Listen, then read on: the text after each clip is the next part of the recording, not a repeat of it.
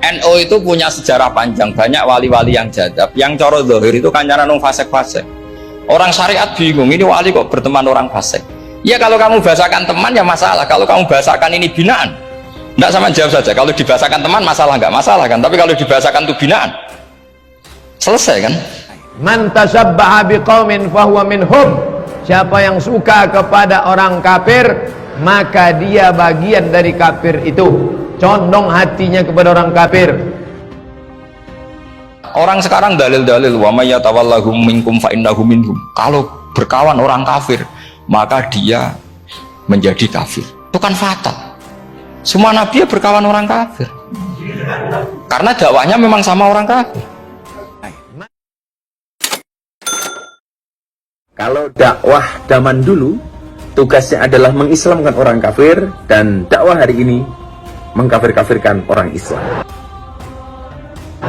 Orang Korea ini kafir, tak bersunat, tak mandi wajib, berzina kerjanya.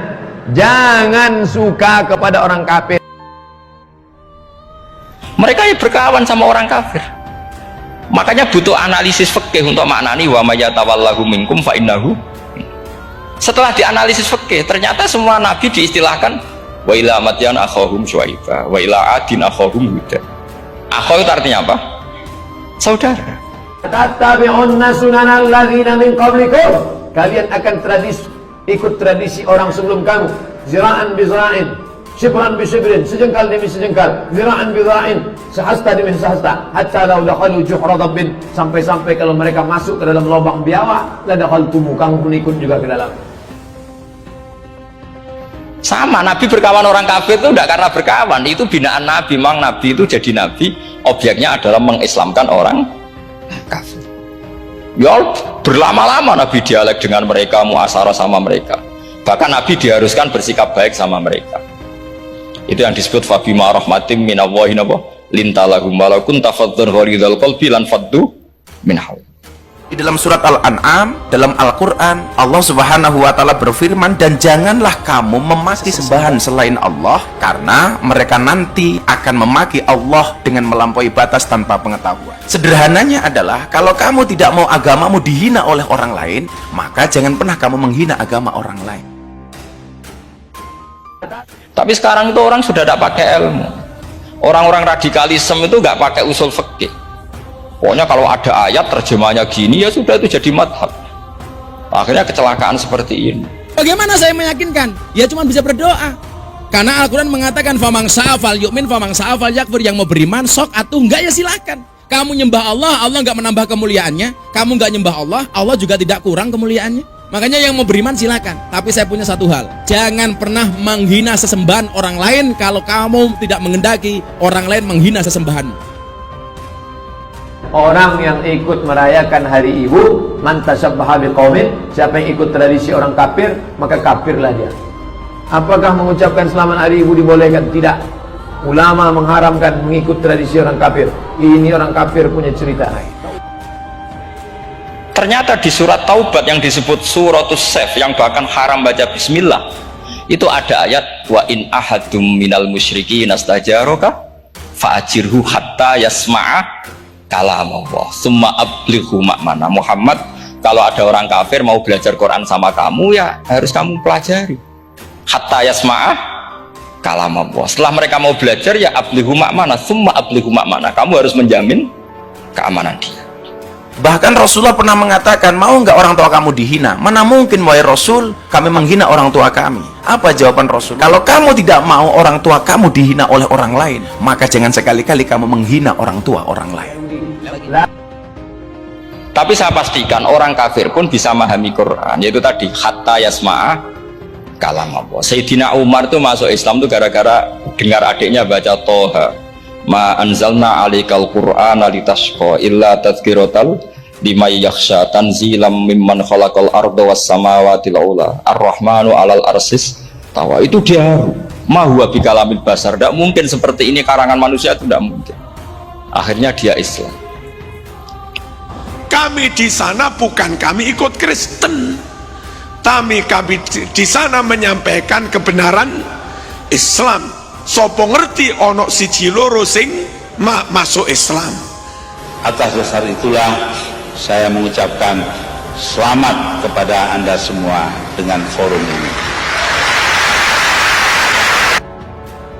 Man tasabbaha biqaumin fahuwa minhum. Siapa yang suka kepada orang kafir, maka dia bagian dari kafir itu. Condong hatinya kepada orang kafir. Sampai sekarang pun orang kafir itu orang paling tahu Quran. Makanya Allah mensifati orang kafir itu hasadam min indi anfusihim min ba'di ma tabayyana lahumul haq. Islam tak perlu diajari bagaimana berinteraksi sosial dengan saudara kita non muslim.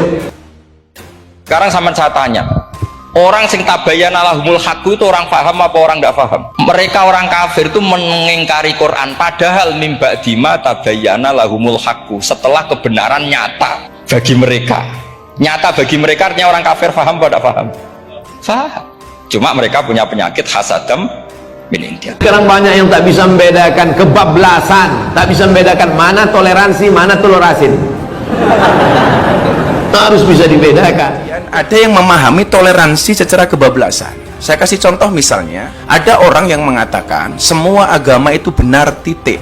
Saya pikir kalimat ini tepat tapi kurang lengkap. Bagi saya yang benar adalah semua agama itu benar bagi penganutnya. Maka kalimat yang menurut saya diksi yang paling tepat adalah semua agama itu benar bagi penganutnya. Tidak boleh ikut-ikutan masuk ke gereja, maka ikut dalam kekafiran mereka. Mereka juga kalau ada ayat tentang ahkam yang memberatkan, mereka bilang i'ti bi Qur'anin ghairi hada au badil. Muhammad harusnya jangan tema itu yang diangkat, bu, cari Quran yang lain yang enggak tema itu. Mereka sampai memilih tema itu karena paham apa karena tidak paham? Karena paham. Berapa keluarga orang Islam yang mati dalam keadaan su'ul khotimah, dipanggil ini haleluya, mati kafir ya? Karena di salib itu ada jin kafir. Dari mana masuknya jin kafir? Karena ada patung. Kepalanya ke kiri apa ke kanan? Sehingga ulama kita membagi kafir itu ada harbi, kita musuhi, ada dhimmi, ada mu'ahad, ada musta'man. Itu ulama karena tahu tidak semua orang kafir itu harbi, tidak semuanya dhimmi, tidak semuanya mu'ahad, tidak semuanya musta'man. Kalau harbi oke, kita perang, kalau dhimmi ya kita bina, kalau mu'ahad ya sesuai perjanjian kita, kompensasinya apa, MOU-nya kayak apa. Tapi apalnya mereka ayat satu tema. Islam tak perlu diajari bagaimana berinteraksi sosial dengan saudara kita non muslim. Bagaimana saya meyakinkan? Ya cuma bisa berdoa. Karena Al-Quran mengatakan famang sa'afal yu'min famang sa'afal yakfur, yang mau beriman sok atau enggak ya silakan. Kamu nyembah Allah, Allah enggak menambah kemuliaannya. Kamu enggak nyembah Allah, Allah juga tidak kurang kemuliaannya. Haram hukumnya masuk ke rumah ibadah orang lain. Haram.